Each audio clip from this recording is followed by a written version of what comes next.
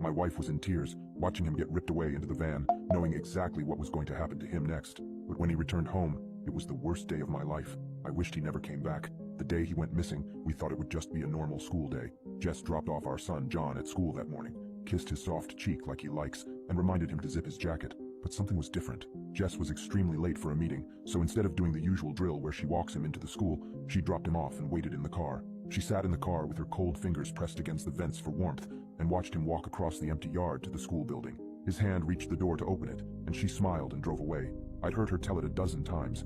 I believed her. I told the police my part too, hugging him and calling him buddy, giving him a glass of milk and telling him I'd help him with his homework tonight. Thinking everything was normal, we all went on with our day. John was at school. Jess was on her way to work. I was at home. That was our morning. But the evening is when something started to go wrong. John always rode the school bus home. He'd usually arrive home before we got home from work.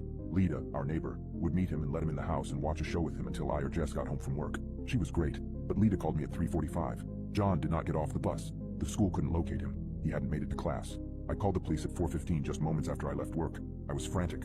I met them at the house, somewhere between Jess leaving after seeing his arm touch that door